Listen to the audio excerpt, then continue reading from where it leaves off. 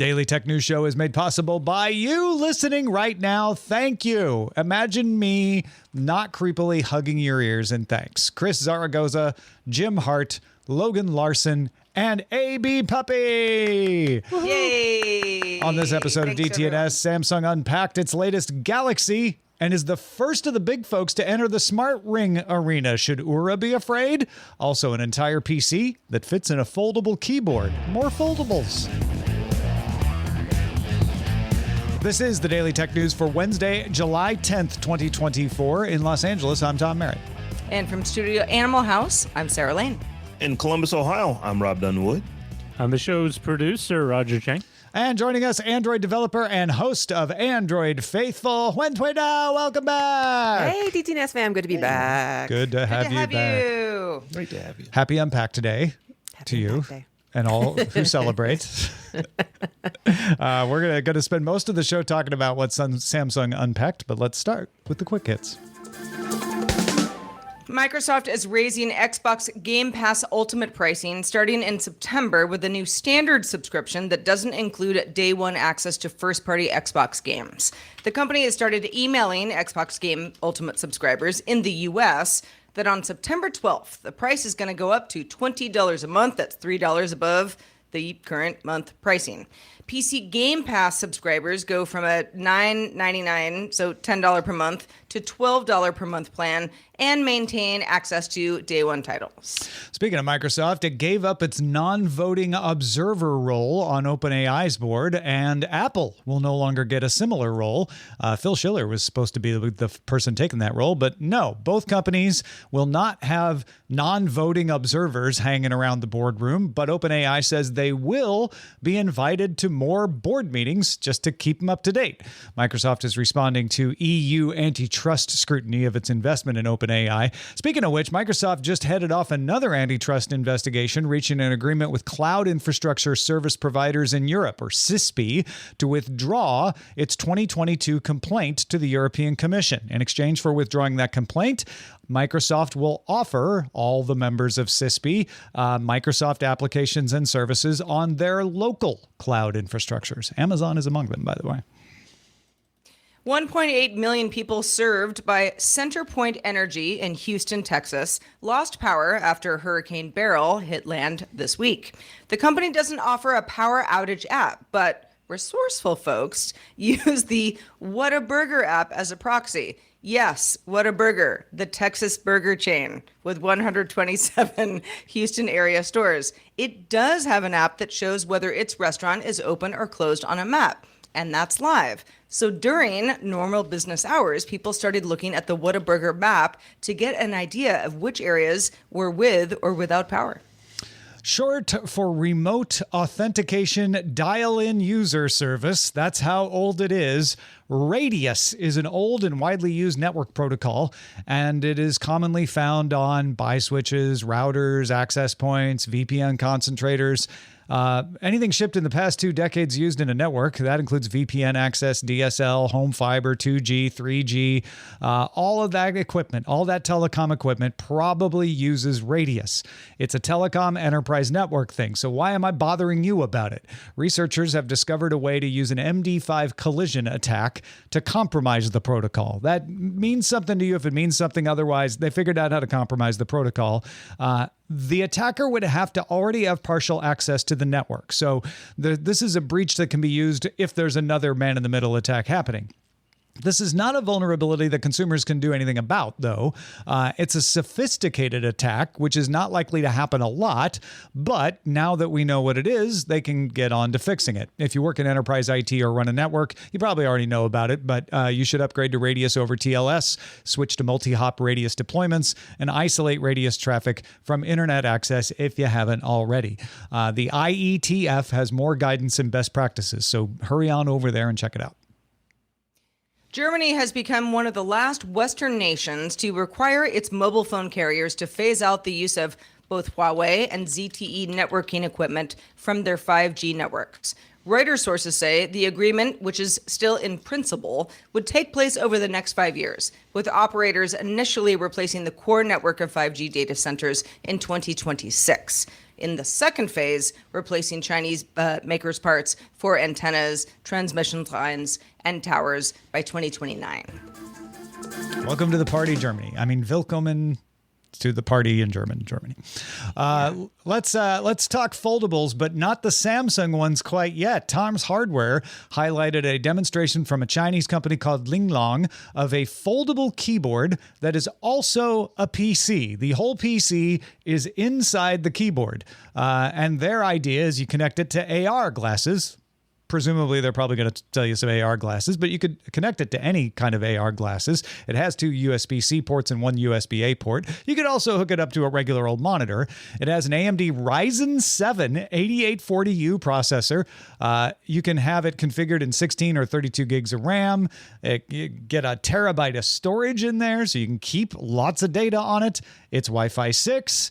It's got Bluetooth. It's got a huge battery, 16,000 milliamp hour battery. Linglong plans to sell the keyboard for somewhere between the equivalent of $412 and $495, depending on the specs. But they aren't making it available to everyone yet. They haven't said when it's coming. They just said they will accept 200 beta testers to send it to first. So part of me wonders if it's going to end up being vaporware, but it seems perfectly plausible to be able to do this. Who's in first for a computer that's in a keyboard you can just fold up and take with you? I mean, I sent this to a friend this morning, and his first reaction was like, "Wait, there's a fan inside this keyboard?" And I was like, "Well, yeah, it's a PC." They kind of need to do that. And he was like, "That's crazy," and I was like, "Crazy enough to work, though." I love this. I love this idea. I like that it's so small and so compact that they're able to do it. I don't know how practical it is, because you could just as easily take a really, really small computer with you that has a screen and a keyboard and speakers and a mouse and all that, and they call them laptops. They've been making these things for 30 years. So I don't know how practical this is, to where there's just a random screen. I'm going to take my keyboard and plug into it. Or I guess you said there's AR glasses that you could. But this one folds. Oh, I guess laptops fold up too. Never mind. Yeah.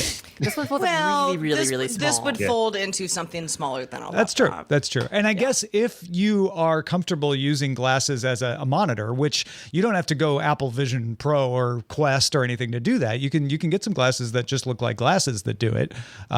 Then yeah, you could do the X reel plugged into this, and that would be a little slimmer to carry around, I guess. Yeah, I guess it depends on what you want. I mean, like, as someone who carries around 2 laptops all the time, I wouldn't necessarily mind having a personal computer that folds down this small.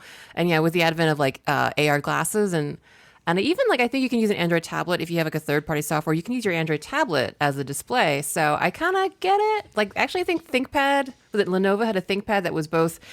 So actually, yeah. So so the Lenovo ThinkPad, I think hybrid something, had a similar idea, except the keyboard wasn't as sexy. It was like the bottom half of a laptop. Yeah, right. Because that's basically what this is. They just designed it better. Yeah. But this is way better design. So I actually like that for people that want, for example, in that case, an Android tablet with a PC. This is actually a little bit sexier and a lot more space saving than the Lenovo. So. Yeah, into it. It's certainly not the first thing ever to try this. I've seen similar things, but like you said, this one is nicely done. I don't know anything about this company. I don't know if they're reliable. I don't know if they'll ever really come to market outside of China. But the prototype certainly looks good. I'll give them that, and I like the idea. It does of look it. nice. Yeah, it does. Well, and to your point, Rob, being like, don't laptops just afford you all of the stuff all in one anyway? I mean, yeah, of course. If for some reason there's some reason that, I don't know, having an external keyboard, but it is also the computer, works well for travel or moving around or just whatever office setup you might have. I don't know. I like innovation like this. Yeah. And it's got a Ryzen 7 in it too. This is, it's a good processor. It's a legit PC. It's a legit computer. I mean, this is something that you could really do work on. and that's cool. But I just the practicability of it, or practicality of it, I guess I'm still struggling with that, because laptops are so easy to also carry around. And even if it was, I'm going to have a second PC.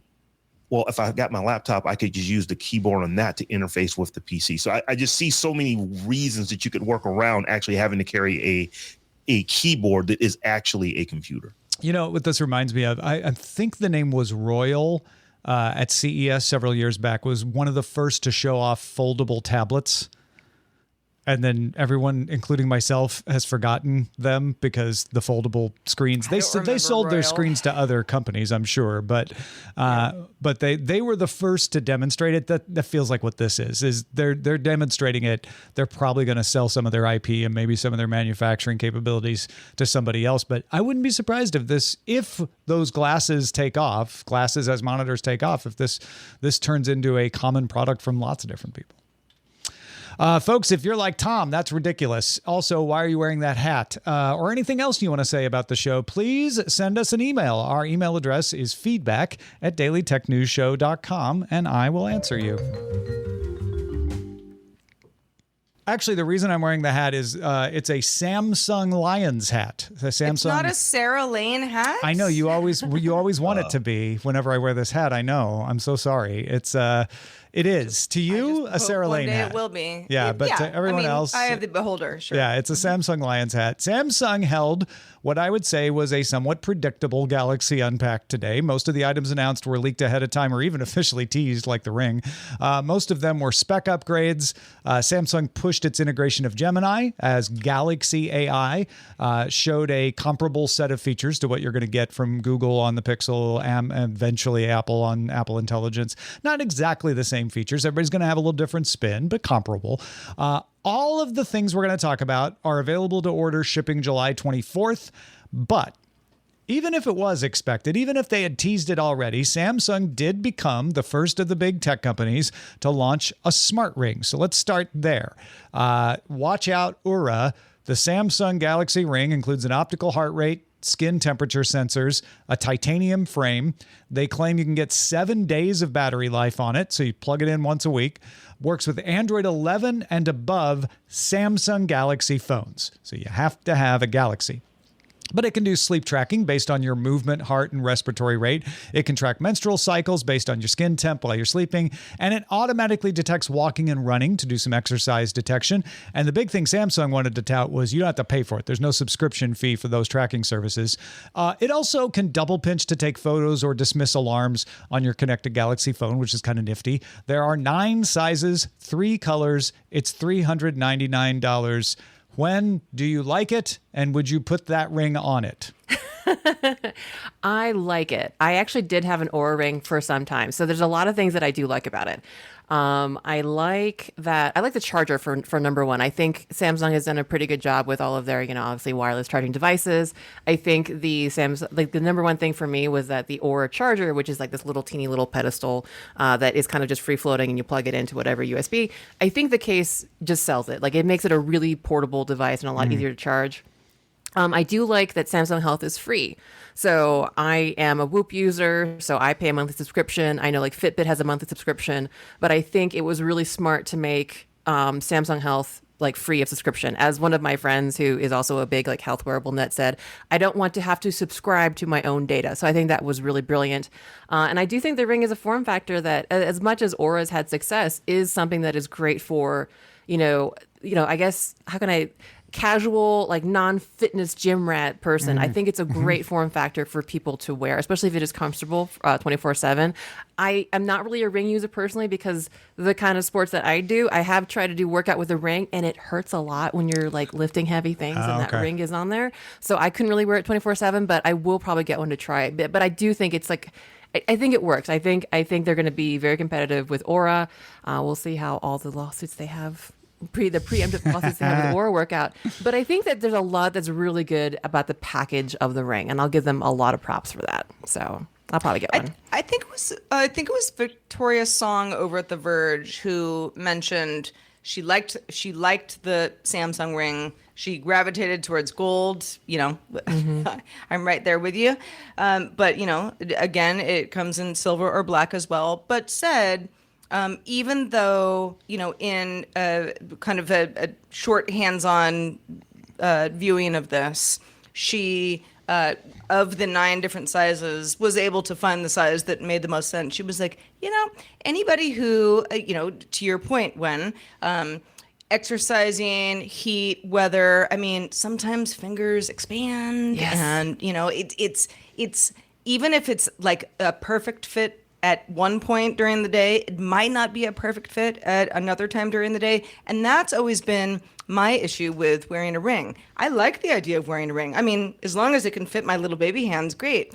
But with a watch, sometimes I'm four dots in, sometimes 3, sometimes 2. While I'm sleeping, type thing. And so I think that's a big part of this whole thing. It's like, if it works perfectly and is also comfortable all the time, then you're golden. That is really fair. Also, just as a side effect of the fact that smaller rings for smaller fingers will have smaller batteries, you could be a little bit at disadvantage at battery life. I guess we don't know like long term whether that actually is going to be a practical like hindrance to using a ring, but that is something to take into account, is that if you're someone with smaller fingers, I don't know if I have smaller fingers, but if you are a smaller finger fam, you'll have less battery life. So I'm going to be curious to see like what the wider, or long-term use of this is going to be. So I don't know. I suspect Robb will have longer battery life. Yeah. I just had one question. Just one question, because as I'm watching the videos and watching people and all the things with the ring, everyone's wearing it on their index finger. Is that like a thing? Is that how it has to be worn? Or oh gosh, I would never wear a ring on my index finger. But yeah, every video, or maybe and I every would picture if it you've was seen. a smart ring. So that's just a That's question a great for me. question. My sister does, but because she has tiny fingers, and that probably like the Aura that she got could only fit on her index finger. Yeah, I guess people don't want to wear it on the ring finger Yeah. because that's reserved for other uses. But yeah, why the index finger? Why not? Well, I guess the middle finger, you don't want to show people the ring. Then you got the thumb and the pinky. I think that's it. It's just the only finger left. Well, I know plenty of, particularly men who wear it on their wedding ring finger. Oh, yeah. And I'm sort of like, oh, that's a fun gray thing that you guys decided to do. And they're like, no, yeah. it's the Aura. That's what I would do. I wear my wedding band on my left hand. I Yeah, would just sure. wear this on the ring, on the ring finger on my right hand. Then you're married I in just Europe. assumed that's what probably many people would do, but it's like in the videos, everybody had it on their index fingers. So I was like, oh, is that Great great? question. No, that I didn't even notice that. Now that you said it, I'm thinking back. I'm like, oh yeah, you're right. That is interesting. Feedback at dailytechnewsshow.com if you actually know the reason why. There were, of course, phones, the Samsung Galaxy Fold 6 and the Samsung Galaxy Flip 6. Fold 6 has a 6.3-inch screen, slightly wider. So if the kind of tall, thin aspect of the Fold threw you off, it's getting better. It's still not as wide as the other foldables, but it's a little less narrow. Unfolds into a 7.6-inch AMOLED screen, which is also slightly wider and therefore a little more square. Both those screens have 120 hertz refresh rates. It's also slightly thinner, about 6% lighter than the Fold 5. Camera and battery are the same. Roughly speaking, it gets most of the S24 generative features, Android 14, One UI 6.1, and 7 years of updates. It's $100 more, though, starting at $1,899. Then the Flip, which is the more clamshell one, unfolds into a 6.7-inch AMOLED screen. And the big sell there is that you'll be able to bring more widgets to the cover screen. Granted, you can kind of do that yourself with a little hackery. My wife has done that, but you can do it natively in One UI now. They're going to have message notification reply, real-time weather and time updates, wallpaper stuff. Primary camera sensor got upgraded from 12 megapixels to 50 megapixels. Battery is 8% larger than the Flip 5. It's thinner but not lighter, and it also gets Android 14, One UI 6.1, and 7 years of updates, and it's also $100 more at $1,099. Not much to say about these. These are very incremental upgrades. Huyen, what do you think? I'm really disappointed by the price increase, and it's only a little bit wider. So that was my big thing. I really did love generally I like the Z Folds a lot. I had a Z Fold 3, 4, and 5. I probably won't pre-order the Z Fold 6 because it's just not different enough, and it's $100 more expensive. It's a little bit wider, and I think the funny thing was like I could not find any marketing materials that actually showed the cover screen just like in and of itself. I think I had to go to like an enthusiast site to see it. It's not that much different. And it's so disappointing because so many other foldables have much wider front screens that make them so much more usable. Whether that's like the Pixel Fold, which I have, up to the OnePlus Open. I'm really disappointed that Samsung didn't take the hint and just go for that more usable cover screen. It's a little bit wider, but like, what is it, like a millimeter wider? Like, I just feel like there's not enough change for $100 more. I'm a little disappointed, and this is like the first time I'm in a bit that I'm not going to pre-order it. So the same thing with the Flip too. It's like it's barely different. It's barely different. If you didn't own a Flip already, the camera upgrade is fine. good. But yeah, obviously, it's a big camera upgrade. It is, but yeah.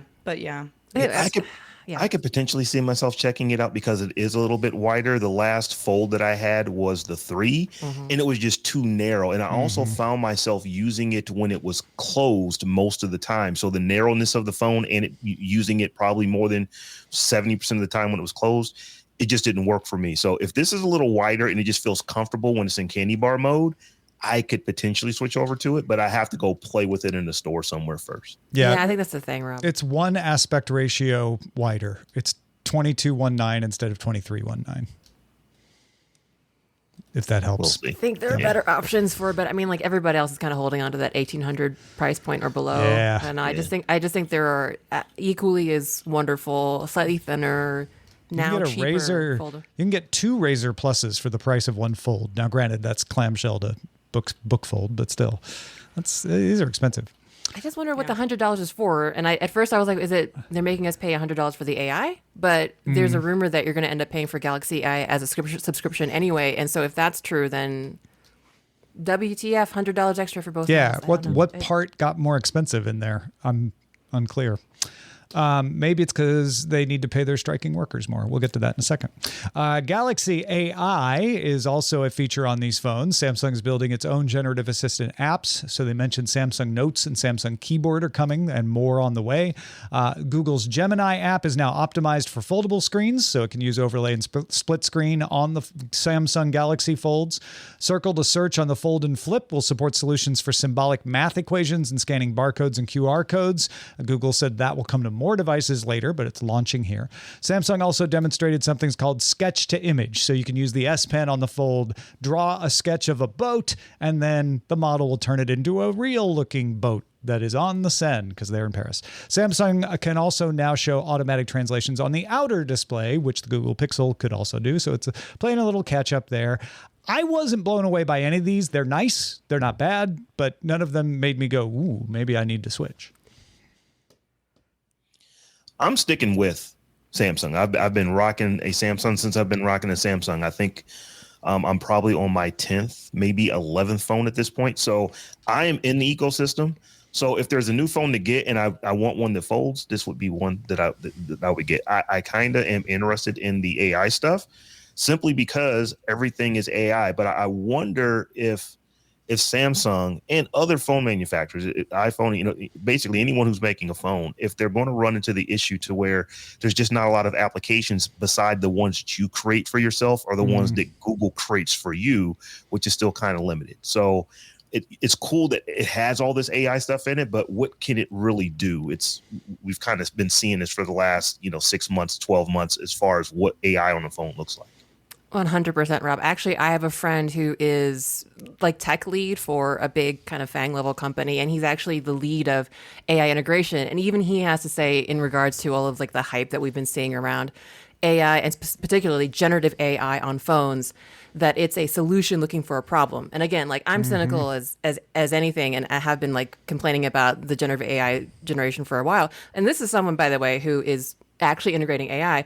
And it just feels like that. And it feels like table stakes, but in a kind of shallow way. It's like, hey, it's the buzzword, it's the zeitgeist. We have to have it. And as a technologist, I think, yeah, that's pretty dang cool. The kind of like the multimodal, the way that it can kind of like, again, like the sketch to image, I think, which is like the example Tom talked about. It is amazing tech. It's really cool. How many people are really going to need this day to day? And it's like, it's a cool thing. I think I complained about this last night on Android Faithful, that it's starting to feel like a parlor trick to sell the phone. And that's a little bit mean, because I think there is like value, and obviously creatives might have like a lot of use for this, but it's part of that. Was it the Gartner hype cycle? It just feels like part of the Gartner hype cycle. Yeah, I think so. We're catching up at the top of that curve. That makes sense.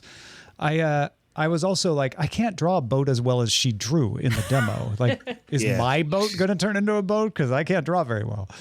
All right, let's talk about the watch. Just get better at drawing boats. Yeah, Tom. That's what you suck it up. Watch 7 will be available in 2 sizes, 40 millimeters, 44 millimeters. Can detect sleep apnea and AFib now, electrocardiogram, blood pressure monitoring. But the big surprise, quote unquote surprise, was Watch Ultra, a 47 millimeter watch, squarish circle design. Samsung calls it a cushion, titanium frame, 10 atmospheres of pressure resistance. So they said it could go 500 meters below sea level or up to 9,000 meters above sea level. 100 hours in power saving mode, or 48 hours in exercise power saving, which lets you get the exercise tracking but still save power. New programmable quick button placed between the top and bottom buttons. Also has a siren, which is kind of a, outdoorsy thing that a lot of people like to have in their gadgets. It runs Wear OS 5, comes with or without data service. Starts at $300 for the Watch 7, $650 for the Watch Ultra. When I know you were kind of excited about this one. I think it's really interesting. So like the biggest thing that we first saw when, of course, as you mentioned, everything got leaked like way ahead of time. We've been like talking about specs for weeks, is the form factor. So it's a chunky watch. And when I first saw it, I thought, oh, it looks like a Galaxy Watch tried to put on an Apple Watch jacket, kind of like it was like Chris Farley in that one sketch. And it does, it's really interesting because also kind of previously, Galaxy Watches didn't have like crowns. They had maybe a rotating bezel like the classic. So it's a dramatic shift in the design language. So I think it's really interesting because at first I was like, well, it looks like they're trying to compete with the Apple Watch Ultra, which is, how much is it? Like is the Ultra, like Apple Ultra, is that 600-ish? Is it a little more cheaper? A little more cheaper? No, It is above 800. $799. Okay. Yeah. So at first when I looked at it, I thought it's competing directly with the Apple Watch, which makes a lot of sense if you look at some of the other things we're going to talk about. But it actually hit me today that they're actually trying to compete with people like Garmin. So Samsung is really trying to take over the health space from the casual with the Ring and the kind of regular Galaxy Watch 7 all the way up to this. And this, looking today at the kind of announcements, they talked about like better GPS. They talked about like FTP tracking, which is like a biker a cyclist metric. I forgot what it stands for, but my husband's a cyclist and he was really interested.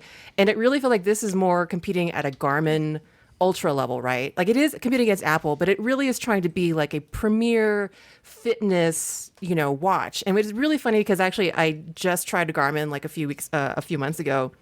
It's kind of stunning to see like that comparison because like I think Garmin is like the premier, wearable for a lot of different sports, cycling included.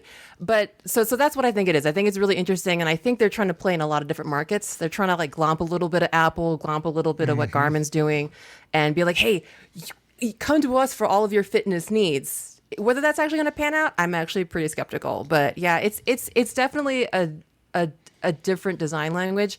And I think, I don't know, Rob, as a longtime Samsung user, I don't know, how do you feel about the kind of shift? So I've been using a Samsung watch. This is the original Samsung watch. Ooh. And I've never upgraded it just because I've bought probably 4 or 5 bracelets for it. And I just like it and it does what it does. This actually made me lean and say, ooh, that looks different than the one that I own. Because I'm not really into all of the fitness stuff and everything. I mean, it's all cool and everything, but I just like to wear a watch so I can tell time. That is the functionality of it for me. But this made me lean in. I'm like, can I wrap my house or wrap my house? Can I wrap my mind around $650? Can you mortgage your house around $650? Yeah. Can I wrap my mind around that? So that's kind of where I'm at, because I like how it looks. And I am a big chunky watch wearer. This is arguably one of the smallest watches that I regularly wear. So I could see myself getting it. As I said, it's not inexpensive. So we'll have to just, what had happened is that I was just in the store and I don't know how I got in the bag, but it just did. It's probably going to be one of those type of situations. My credit card must have fallen into the machine. Yeah. I mean, so many of not so many, a couple of the reviews also said, ooh, yeah, Samsung Watch. I mean, the Galaxy Watch now just looks like the, Apple Watch. And I mean, it doesn't. It does and it doesn't. Obviously, there are some things that have been taken from, what works well for the Apple Watch. And that's going to, obviously also be successful for the Galaxy Watch.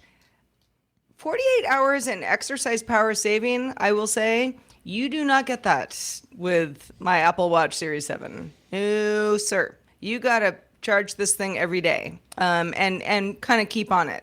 You're not getting 48 hours because I use it, every time I go, even to take my dog out for a walk. That's an outdoor walk. We're recording that. That's taking battery power. So I think having a couple days versus less than one day, that counts for a lot.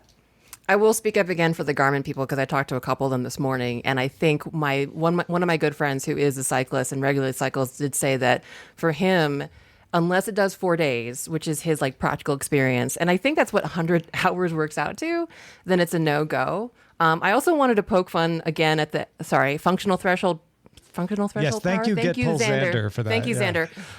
So what's interesting is I was listening to Samsung Galaxy Packed on my phone, and my husband actually took my phone out of my hand. He was like, "What do you mean they do FTP in a watch?" So the functional threshold power, you actually need pedals and kind of trackers, sensors on the bike to measure that, which I thought was really interesting. And they did mention that in Unpacked. But again, Garmin and companies like Garmin sell the pedals and the watches and have an integrated system. So I just think that's really interesting to note, by the way, that again, they're really trying to be all the things for everybody, but they already have the internal entropy of a bunch of people using, whatever their current fitness ecosystem of choice is. And I really wonder how that's going to pan out. And I thought that was really funny because for me as a non-cyclist, when that went by, I was like, oh, that's really cool. I think that's really awesome. And then my husband's like, no, how do they do this? This doesn't make sense. But anyway, speaking out for all the, I guess, Garmin/cyclists out there. Yeah, I just think that was really funny. So. Well, before we wrap up the Samsung segment, we would be remiss if we did not acknowledge the Galaxy Buds now look like Apple AirPod Pros. $180 for the Galaxy Buds 3. Those will get you 5 hours of battery and 24 hours with the case. $250 for the Buds 3 Pro. Those are the ones that use silicone tips and have adaptive noise cancellation or noise control. You have active on the Buds 3. You have adaptive on the Buds 3 Pro. They also have voice detect and a blade light, little light strip that indicates Bluetooth pairing status. They do not do multi-point. They can automatically switch between Galaxy devices, but not multi-point. And again, the Buds and everything else we've talked about are available to order now from Samsung, shipping July 24th. Are these Buds for you or anyone? Last chance to talk about the Galaxy Buds. I mean, not for me, just because I have AirPods, but if I was in the market, sure, I guess. I love my Galaxy Buds 2 Pro or Pro 2, however you pronounce that.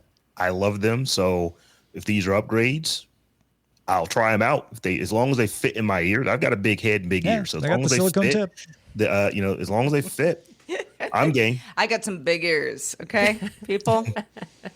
I need a really good earbud. I might have big ears too. I don't know. I think I have big ears too. As Tom mentioned earlier, Samsung's labor union has extended its 3-day strike to be indefinite. So the union wants an extra day of leave, a 3.5% wage increase, and changes to the bonus pay system. Samsung says none of this will affect production. The union says, oh, it will. We'll find out who's right soon, or maybe they'll take that $100 extra per fold and give it to the union. We'll find out. All right, let's check out the mailbag really quick. All right. If you need a hotel room for a few hours, sometimes you're, I don't know, on a layover and you just want to do something and don't feel like being in the airport the entire time, your next extended layover may be better because Chris Christensen has a good resource for you. This is Chris Christensen from Amateur Traveler with another Tech in Travel Minute. I have an app for you that I haven't used, but it would be an interesting app for a certain situation. That's dayuse.com. Dayuse.com can get you into a hotel room for a few hours for up to 75% less than the typical rate of the overnight rate, rather, for the hotel would be. And this app features 5,000 hotels in 23 countries. So if you have one of those long connections, one of those long layovers, maybe instead of laying down and falling asleep in the Madrid airport like I did recently, you could get a local hotel room, get a little bit of a nap, and then come back to the airport. The app again is dayuse.com, and this is Chris Christensen from Amateur Traveler. I can't remember the last time I was in a situation like that, but I certainly have been in several of them, where, I don't know, you land early and you can't check in. Just need a couple hours. Yeah. I just need to take a shower, take a nap, Yeah. Maybe have a little snack. So good stuff. Good stuff from Chris Christensen, as always. Also good stuff from you, Huyen Dao. Let folks know where they can keep up with all that you do. Oh, wow. You can find me here, actually, wherever you're watching this. If you're watching this live on twitch.tv/gooddayinternet or youtube.com/Daily Tech News Show every Tuesday, 5 p.m. Pacific, 8 p.m. Eastern for Android Faithful. Yay! Or just Happy go to 1 year androidfaithful.com. anniversary, too. Thank you. Has it really been a year? It's been a year, yeah. Wow, that's awesome. Anniversary. Yeah. Thank you. Good stuff from all of you. No, fantastic show. Do not miss it. Also, don't miss Daily Tech Headlines. You get Sarah and or Robb every day of the week telling you the headlines in 5 minutes or less. Robb is also here all the time on Thursdays on Daily Tech News Show. But what else you got going on? So today actually is the launch of season 2 of Beyond the Post, podcast I do with Bodie Grimm. And, we did an interview with Lamar Wilson, and I'm telling you folks, it's awesome. It's so good that we had to break it up into 2 parts. So today you can actually get the first half of our interview with Lamar Wilson. That is a layered dude. He knows a lot about what he does and how he does it. Be interested to go check it out. Patrons, stick around for the extended show. If you've been enjoying the Samsung discussion and you want us to dive a little deeper, maybe a little wider, like the new Fold cover screen, stick around for Good Day Internet. We're going to be talking more about where these announcements fit in the wider world of phones and watches and all of that. So become a patron if you're not already, patreon.com/DTNS. Monday through Friday at 4 p.m. Eastern. That is 2000 UTC. You can find out more at dailytechnewsshow.com/live. Thanks to everybody who joins us live, although we're always on demand as well. We'll be back tomorrow talking about CNN's new digital strategy with Justin Robert Young. He has thoughts. Talk to you then. The DTNS family of podcasts, helping each other understand. Diamond Club hopes you have enjoyed this program.